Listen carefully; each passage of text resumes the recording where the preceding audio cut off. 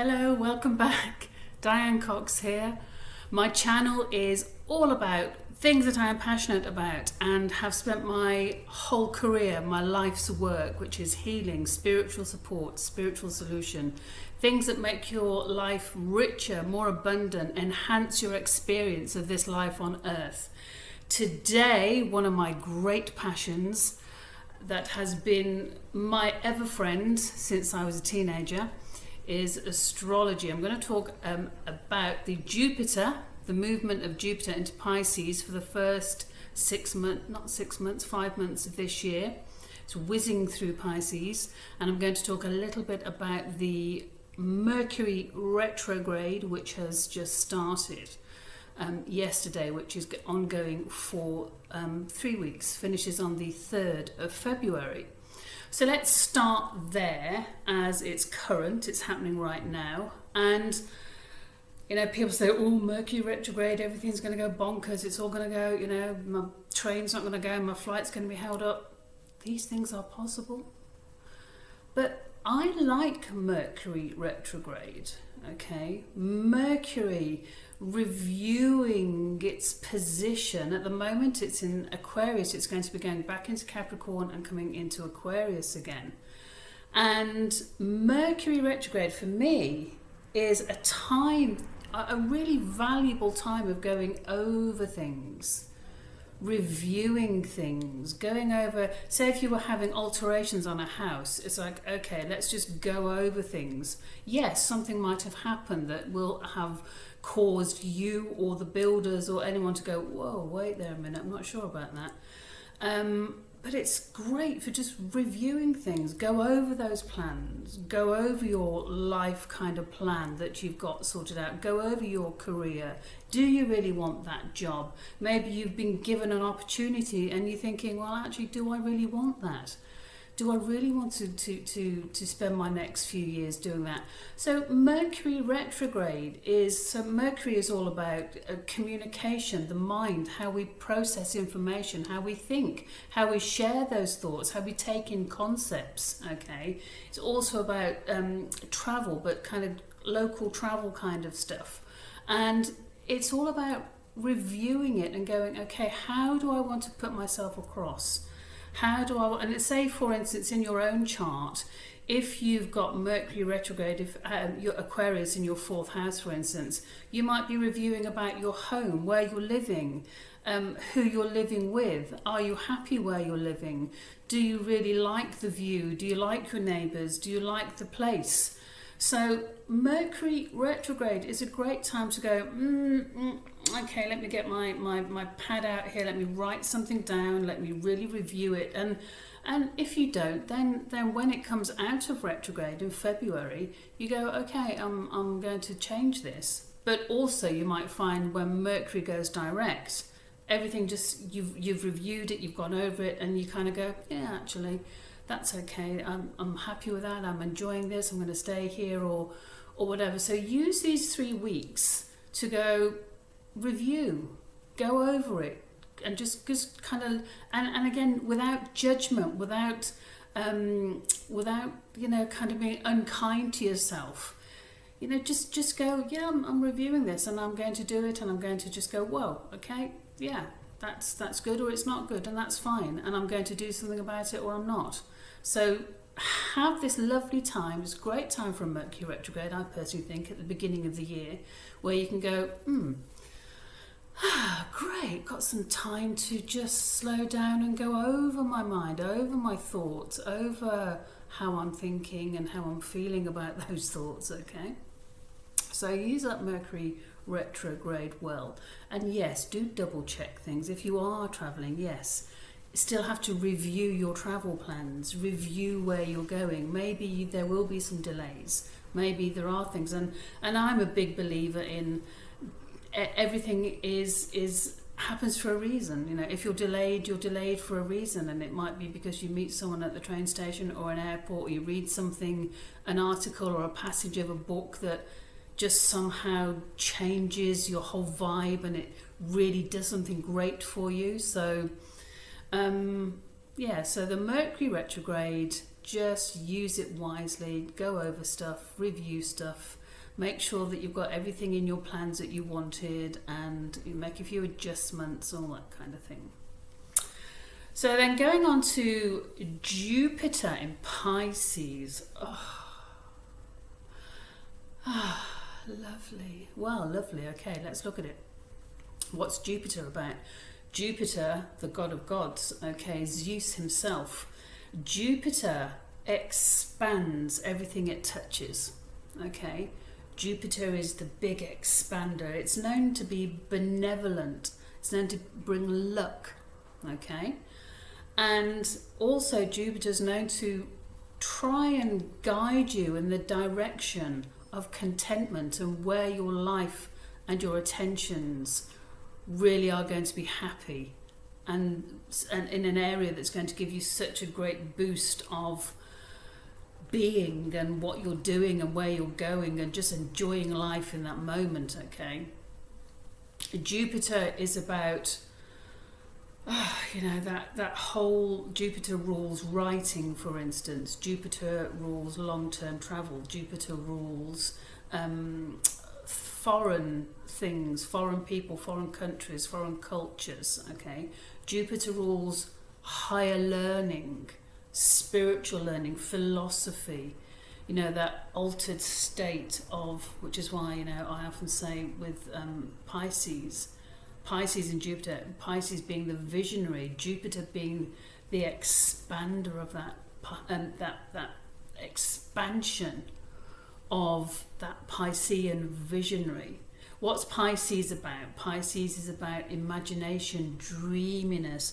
Pisces is water, it's sensitivity, it's, as I've said before, it's that wanting everyone in the world to be just happy and content, and it's utopia. Pisces wants to see everyone live in utopia, and Pisces wants to flood the world with compassion and kindness and tolerance and loveliness. Pisces is healing, it's deep love for everything and everyone. It's the world vision, okay?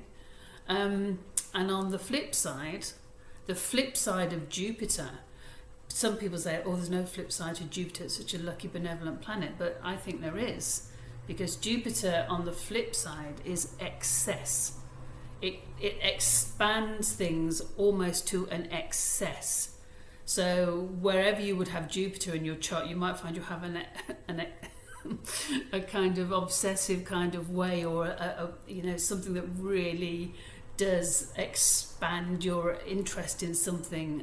Say again, if you had it in the fourth house, you have Jupiter in the fourth house, you might always be interested in home and home decorating, or moving, or building homes, buying homes, doing them up, building them, just over and over and over, expanding, okay?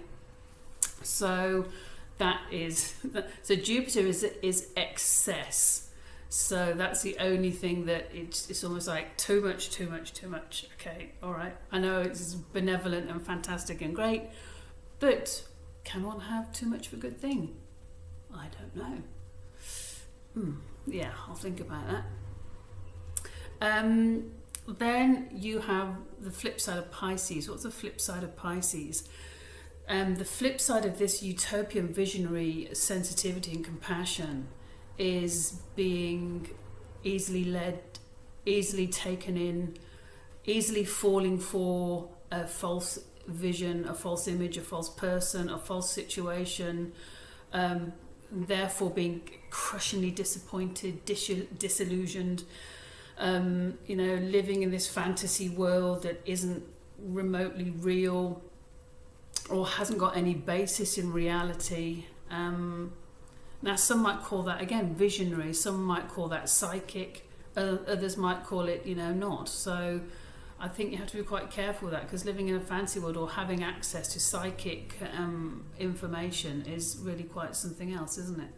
And not to be, I always think in the olden days they used to do all these things to people in hospitals, like in the mental institutions that heard voices or had visions. They used to like try and do stuff to their minds and tell them they were mad when they were just probably having visions and seeing beyond the veil. Maybe some of them weren't, if they thought they were Napoleon. I always think it's interesting with past lives, isn't it? that people are often Napoleon or Joan of Arc or Cleopatra or something like that. Royalty. No one's ever a pig farmer, are they? Or like a shepherd or a serving wench in a I don't know, it's just like always fascinates me. So talking about Jupiter in Pisces, there's such incredible potential to have the expanded Pisces visionary, to have it, that Jupiter expand the love and the healing and the goodness, the imagination, the creativity, the dreaminess, the art, the poetry, the music, the healing, just this futuristic vision, this utopia. Jupiter can really, really feed that utopian potential right now in Pisces to bring that fantastic flood of wonderful energy into the world. It really has got a fantastic opportunity. On the flip side, Jupiter can expand disappointment. It can expand the illusion, the disillusion, the delusion, okay? And of course, in Vedic astrology, it is said that both things will manifest. Both things will manifest. It doesn't have to be one or the other. We will get, aspects of both. There'll be huge moments of global love, global coming together, global compassion, and at the same time, global disillusion, global delusion. And we know we're seeing it come out more and more now, the delusion that has been wreaked upon society, upon community, upon the world for decades.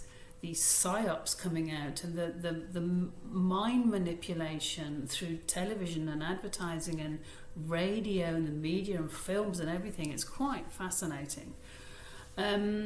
So we've got that with Jupiter in Pisces for the first 5 months, because in May Jupiter then moves into Aries, almost like the flip side of it.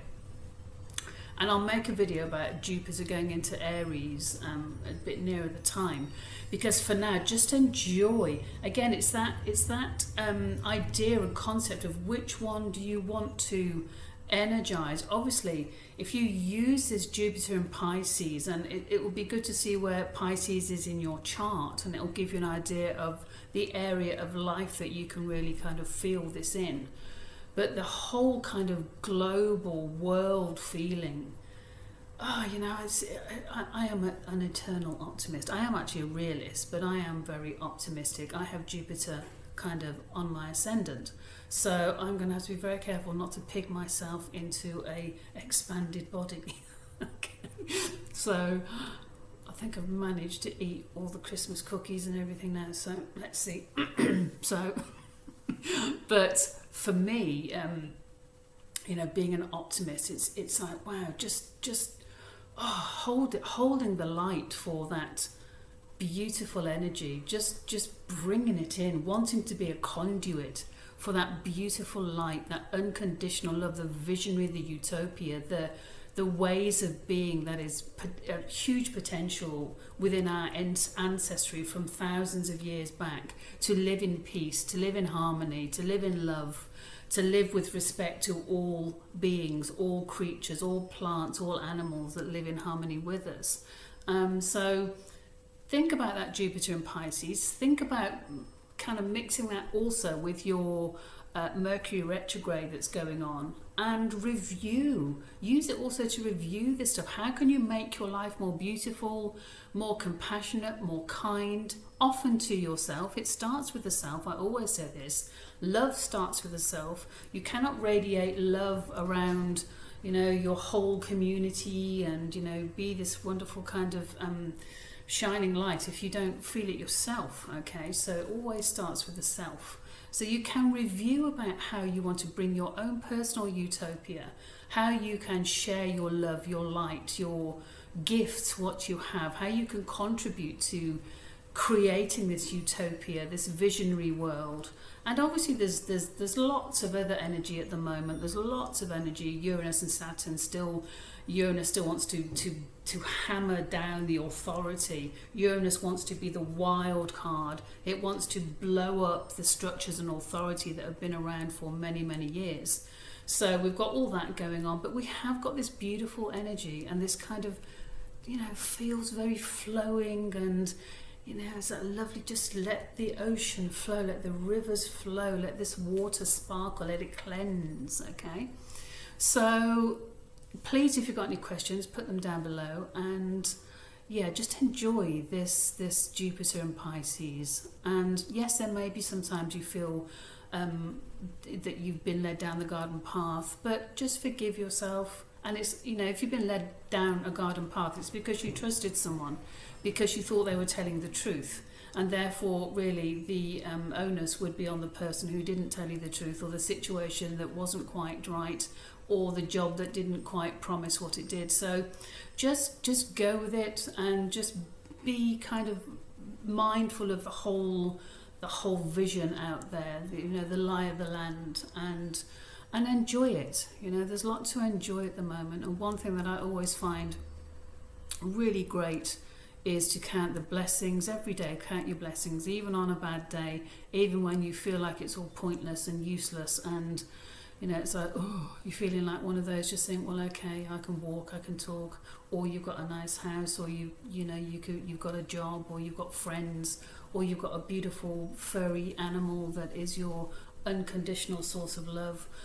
Just count your blessings and get through it, and do some breathing, listen to some meditation, go for a walk, get out in nature, and there's lots of things to just keep you grounded in love and light, kindness and compassion.